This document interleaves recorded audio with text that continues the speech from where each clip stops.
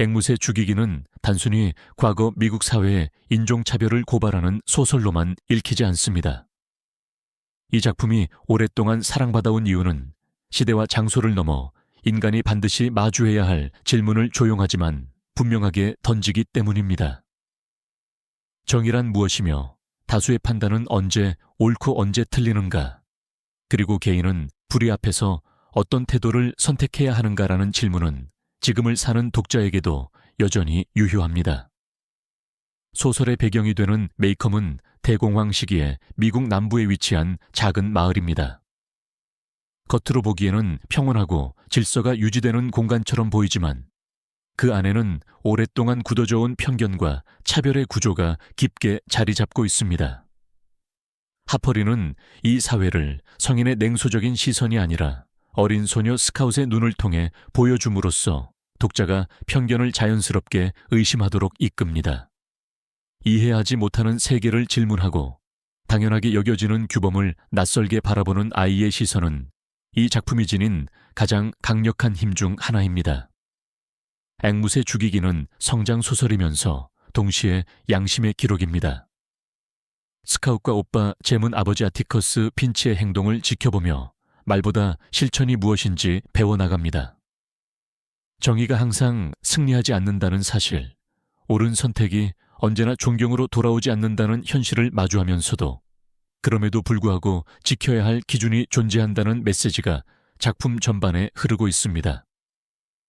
이 소설은 독자에게 거창한 영웅이 되라고 요구하지 않습니다. 다만 침묵하지 않는 태도, 타인의 입장에서 세상을 바라보려는 노력, 그리고 약한 존재를 함부로 해치지 않는 마음이 얼마나 중요한지를 차분히 일깨워 줍니다. 샵 메이컴이라는 세계. 메이컴은 앵무새 죽이기의 모든 사건이 펼쳐지는 공간이자 이야기의 성격을 규정하는 하나의 세계입니다.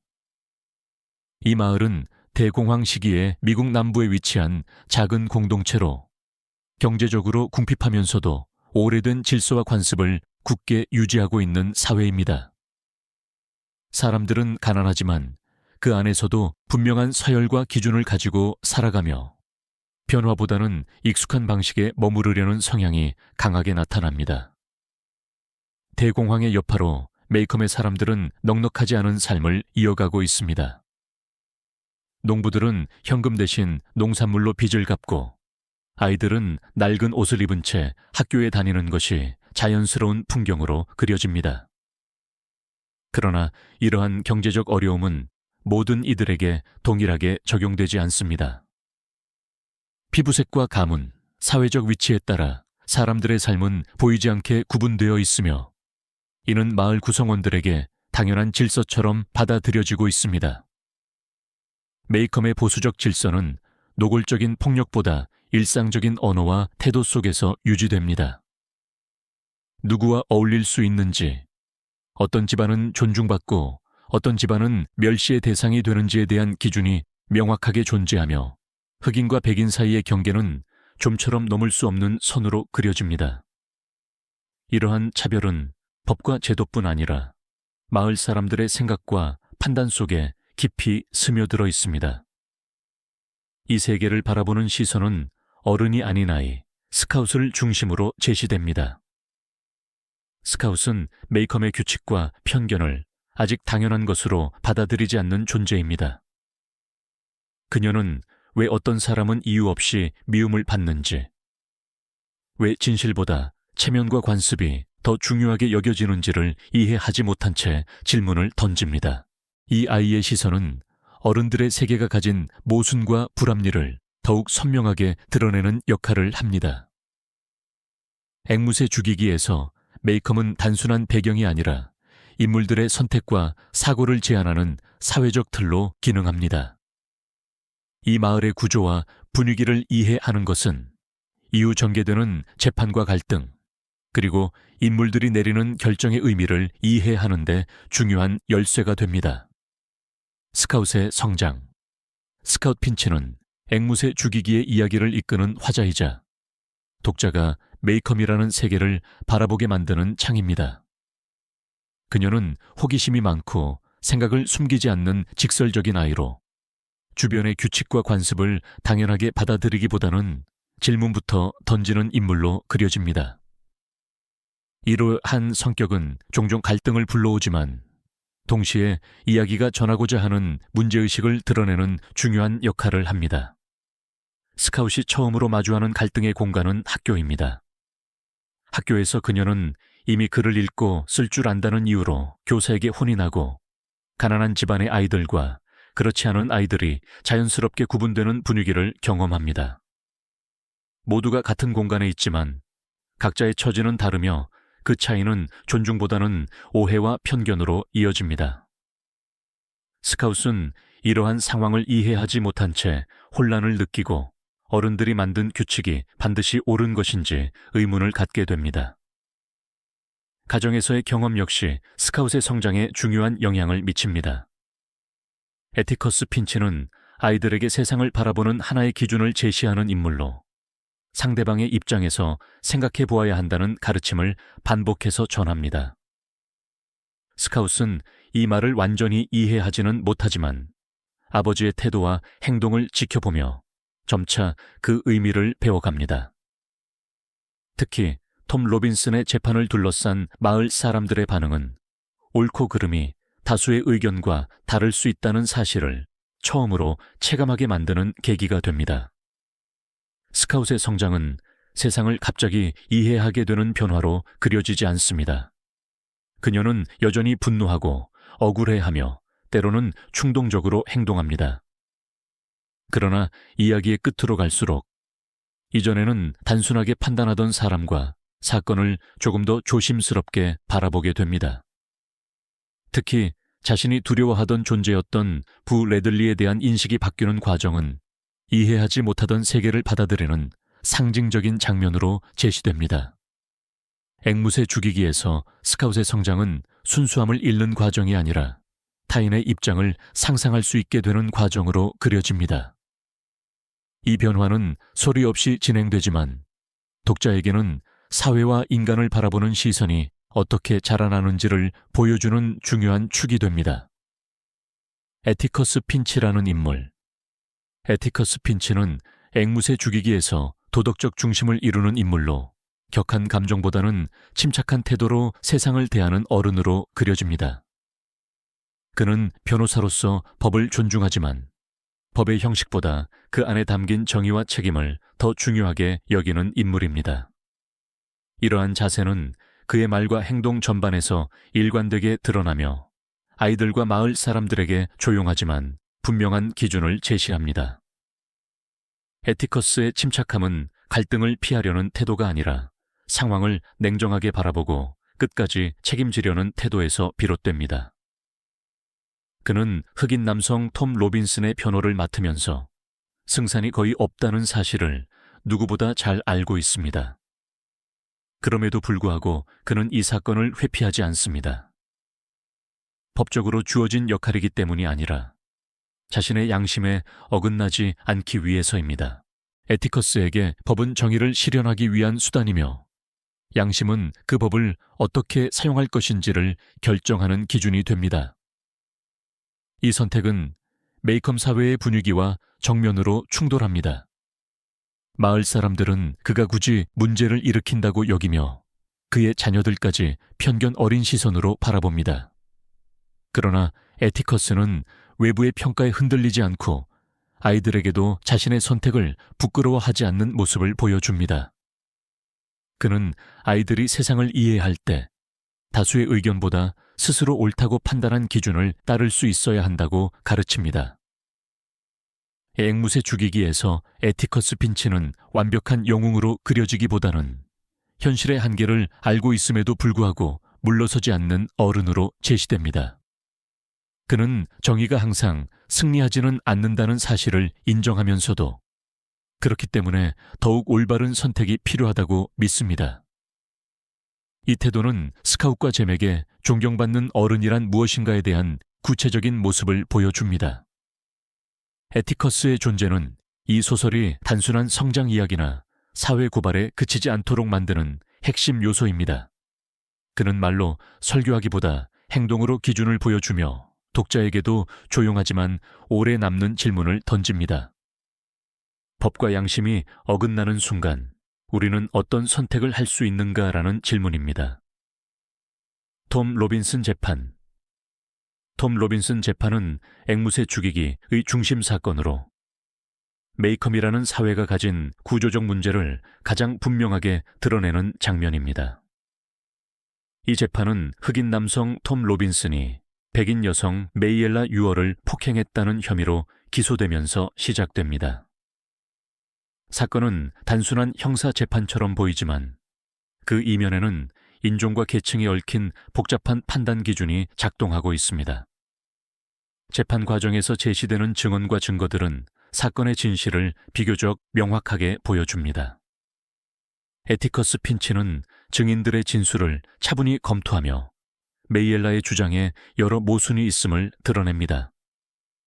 특히 메이엘라가 다친 부위와 톰 로빈슨의 신체적 특징은 사건의 전개가 고소 내용과 일치하지 않음을 보여주는 중요한 단서로 작용합니다. 톰 로빈슨의 진술 역시 일관되게 사실에 근거해 있으며 폭력을 행사할 동기가 없었음을 설명합니다. 그럼에도 불구하고 재판의 분위기는 처음부터 공정하지 않습니다. 배심원단은 증거보다 피부색과 사회적 위치를 먼저 고려하는 태도를 보이며 흑인의 말보다 백인의 말을 더 신뢰하려는 경향을 드러냅니다. 이 과정에서 명백한 진실은 점차 주변으로 밀려나고 오래된 편견이 판단의 기준이 됩니다. 이 재판은 제도가 반드시 정의를 보장하지는 않는다는 사실을 보여줍니다. 법정이라는 공간은 형식적으로는 공정함을 갖추고 있지만 그 안에서 판단을 내리는 사람들 역시 사회의 일부입니다. 따라서 법은 사회가 가진 편견과 한계를 그대로 반영하게 됩니다. 앵무새 죽이기는 이 재판을 통해 제도만으로는 정의를 완성할 수 없으며 개인의 양심과 태도가 얼마나 중요한지를 조용히 묻고 있습니다. 톰 로빈슨 재판은 승패를 가르는 사건을 넘어 메이컴 사람들 모두가 어떤 선택을 하고 있는지를 드러내는 거울과 같은 역할을 합니다. 이 장면을 통해 독자는 진실을 알고도 외면하는 집단의 모습과 그 안에서 고립되더라도 옳다고 믿는 길을 선택하는 한 인간의 태도를 함께 마주하게 됩니다. 인종차별의 구조. 앵무새 죽이기에서 인종차별은 특정 인물의 노골적인 악의로만 그려지지 않습니다. 오히려 작품은 차별이 오랜 시간에 걸쳐 형성된 관습과 질서 속에서 자연스럽게 유지되고 있음을 보여줍니다. 메이컴의 사람들은 스스로를 잔인하다고 생각하지 않지만 흑인과 백인을 구분하는 기준을 당연한 전통처럼 받아들이며 살아갑니다. 이러한 태도는 차별을 개인의 문제가 아닌 사회 전체의 구조로 고착화시킵니다. 이 소설에서 더 두려운 것은 적극적인 폭력보다도 침묵과 방관입니다. 재판 과정에서 많은 이들이 진실을 어렴풋이 인식하면서도 기존 질서를 흔들고 싶지 않다는 이유로 침묵을 선택합니다. 공개적으로 반대 의견을 내는 것은 불편함과 비난을 감수해야 하는 일이기 때문에 다수는 아무 말도 하지 않는 쪽을 택합니다. 이 침묵은 결국 편견이 유지되는데 힘을 보태는 역할을 합니다. 톰 로빈슨 사건은 이러한 구조적 차별이 어떻게 폭력으로 이어지는지를 보여줍니다. 법정에서의 판단은 단순한 판결이 아니라 흑인의 생명과 존엄을 가볍게 취급하는 사회적 메시지로 작용합니다. 폭력을 행사한 개인보다 그 폭력을 가능하게 만든 분위기와 규범이 더 큰 책임을 지고 있음을 작품은 분명히 드러냅니다. 정의가 패배하는 순간은 소설에서 가장 무거운 장면 중 하나입니다. 진실이 밝혀졌음에도 불구하고 내려진 판결은 정의가 언제든 다수의 편의와 두려움 앞에서 무너질 수 있음을 보여줍니다. 그러나 이 패배는 이야기의 끝이 아니라 질문의 시작으로 제시됩니다. 작가는 독자에게 정의란 무엇이며 그것을 지키기 위해 개인은 어디까지 나아가야 하는지를 묻고 있습니다. 앵무새 죽이기는 인종차별을 비난하는 데서 멈추지 않고 그 차별이 유지되는 방식과 구조를 차분히 드러냅니다. 이를 통해 독자는 악한 의도를 가진 소수보다 아무 일도 하지 않는 다수가 사회에 미치는 영향을 다시 생각하게 됩니다. 부 레들리 이야기. 부 레들리는 앵무새 죽이기에서 직접적인 등장보다 소문과 이야기로 먼저 존재하는 인물입니다. 메이컴 사람들에게 그는 집 밖으로 나오지 않는 괴이한 이웃으로 인식되며 아이들에게는 두려움과 호기심의 대상이 됩니다. 어른들 역시 부 레들리에 대해 명확히 알기보다는 오래된 소문을 사실처럼 받아들이며 거리를 둡니다. 스카웃과 잼, 딜은 부 레들리를 실제로 알기보다는 주변에서 들은 이야기와 상상 속 이미지로 그를 그려 나갑니다. 이 과정에서 부 레들리는 점점 인간이 아닌 존재처럼 묘사되며 그의 침묵과 고립은 오히려 두려움을 키우는 요소로 작용합니다. 작품은 이 모습을 통해 알지 못하는 대상에 대한 공포가 어떻게 왜곡된 이미지를 만들어내는지를 보여줍니다. 그러나 이야기의 흐름 속에서 드러나는 부 레들리의 모습은 그동안의 소문과는 전혀 다른 방향을 향합니다. 그는 아이들에게 작은 선의를 베풀고 위험한 순간에는 조용히 그들을 지켜보는 존재로 나타납니다. 말없이 행동으로 드러나는 그의 태도는 진정한 폭력이 무엇인지에 대해 다시 생각하게 만듭니다. 부 레들리를 향한 소문과 상상은 근거 없는 판단이었으며 그 자체가 또 다른 형태의 폭력이었음을 드러냅니다. 결정적인 순간 스카웃은 부 레들리를 직접 마주하게 됩니다. 이 만남은 두려움의 대상이었던 인물이 한 명의 평범한 인간으로 인식되는 전환점입니다. 스카웃은 이전에 아버지에게서 들었던 상대의 입장에서 세상을 바라보라는 말을 몸으로 이해하게 되며 이해란 멀리 있는 개념이 아니라 가까운 일상에서 시작된다는 사실을 깨닫게 됩니다. 부 레들리의 이야기는 앵무새 죽이기가 전하는 중요한 메시지를 상징적으로 담고 있습니다. 그는 해를 끼치지 않는 존재임에도 불구하고 오해와 침묵 속에서 고립된 인물이며 제목 속 앵무새의 의미와도 자연스럽게 연결됩니다.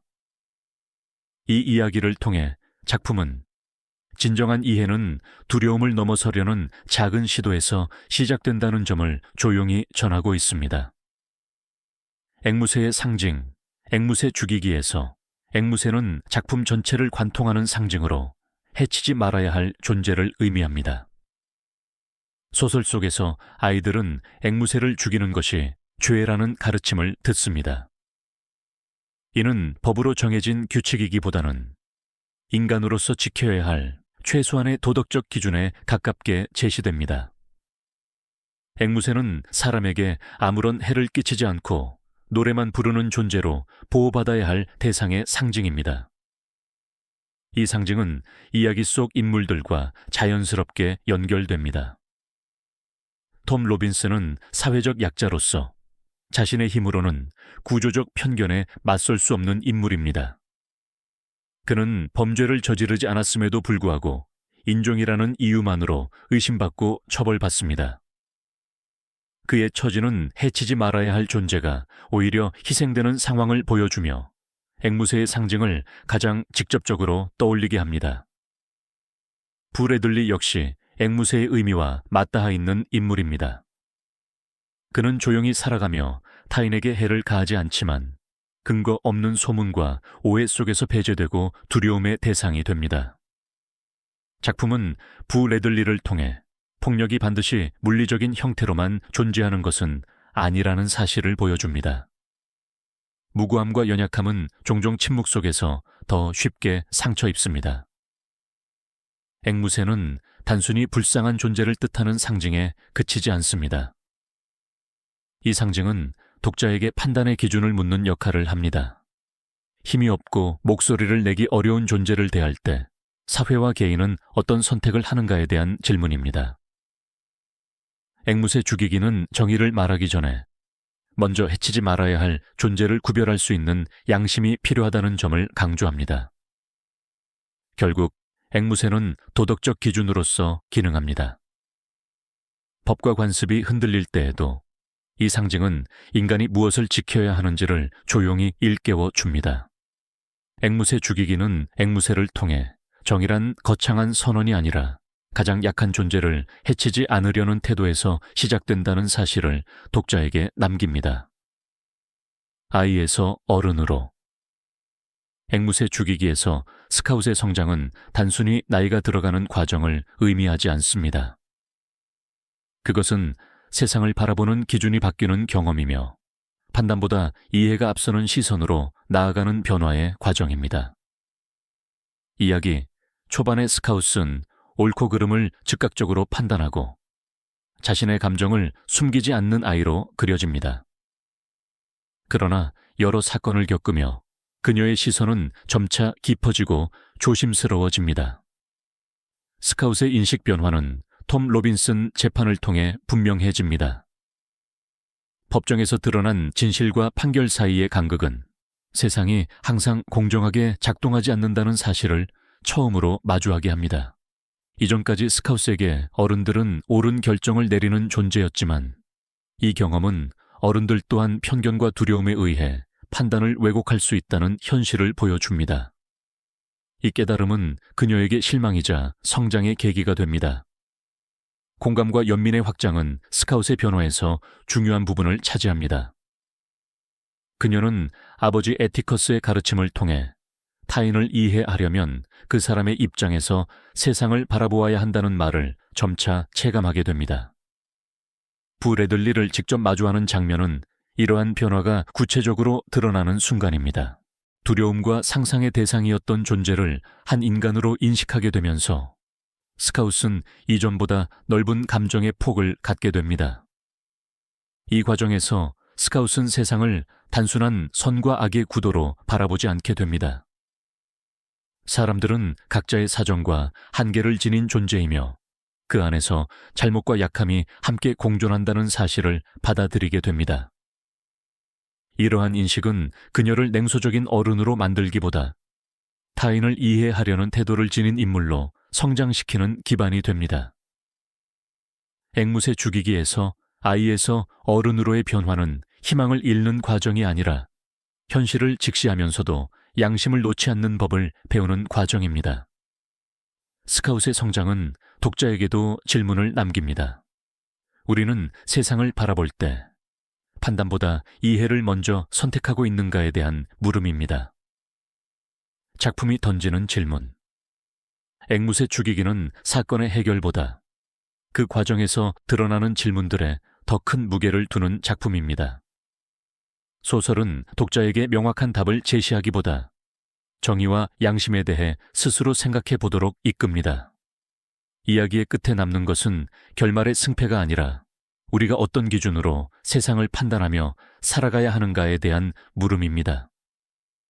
첫 번째 질문은 정의는 언제 지켜지는가라는 문제입니다. 톰 로빈슨 재판은 법과 절차가 갖추어져 있음에도 불구하고 정의가 실현되지 않을 수 있음을 보여줍니다. 증거와 논리가 분명했음에도 판결은 편견에 의해 내려집니다. 이를 통해 작품은 정의가 제도만으로 보장되지 않으며 그것을 지키려는 개인의 태도와 용기가 함께할 때 비로소 의미를 갖는다는 점을 드러냅니다. 두 번째 질문은 다수의 판단은 항상 옳은가에 대한 의문입니다.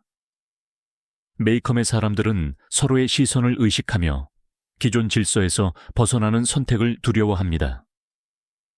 다수의 의견은 안전해 보이지만 그 안에는 책임을 회피하려는 심리도 함께 작동합니다. 작품은 다수가 선택한 판단이 반드시 옳지 않을 수 있으며 오히려 침묵과 동조가 부당한 결론을 강화할 수 있음을 조용히 보여줍니다. 마지막으로 소설은 개인이 지켜야 할 최소한의 양심에 대해 묻습니다. 에티커스 핀치는 결과를 바꿀 수 없다는 사실을 알면서도 옳다고 믿는 일을 포기하지 않습니다. 그의 선택은 세상을 즉시 변화시키지는 못하지만 아이들에게는 흔들리지 않는 기준으로 남습니다. 작품은 거대한 정의보다도 일상 속에서 스스로를 부끄럽지 않게 만드는 양심의 중요성을 강조합니다. 앵무새 죽이기가 오래도록 읽히는 이유는 이 질문들이 특정 시대에만 머물지 않기 때문입니다. 정의와 다수, 그리고 개인의 양심이라는 문제는 언제나 반복되어 왔으며 지금도 여전히 유효합니다. 이 작품은 독자에게 판단을 강요하지 않지만 스스로 선택해야 할 기준이 무엇인지 조용히 되묻고 있습니다. 오늘날의 앵무새 죽이기. 앵무새 죽이기는 특정 시대의 인종 문제를 다룬 소설이지만 오늘날에도 여전히 읽히는 이유는 작품이 제기하는 질문이 현재 사회와 깊이 연결되어 있기 때문입니다. 메이컴이라는 작은 마을에서 벌어지는 사건들은 과거의 이야기처럼 보이지만 그 안에 담긴 편견과 침묵, 그리고 다수의 판단에 대한 의존은 지금의 사회에서도 반복되고 있습니다. 현재 사회 역시 제도와 규칙이 존재함에도 불구하고 모든 상황에서 공정한 결과가 보장되지는 않습니다. 앵무새 죽이기가 보여주는 재판의 장면은 판단이 사실보다 분위기와 여론에 의해 좌우될 수 있다는 점을 상기시킵니다. 이는 법정에만 국한된 문제가 아니라 일상에서 타인을 평가하고 규정하는 방식에도 그대로 적용됩니다. 작품은 독자에게 우리가 얼마나 쉽게 기존의 인식과 다수의 의견에 기대어 판단하고 있는지를 돌아보게 합니다. 이 소설이 던지는 문제의식은 시간이 지나도 빛을 잃지 않습니다. 차별은 형태를 바꾸어 존재하고 약자는 여전히 목소리를 내기 어렵습니다.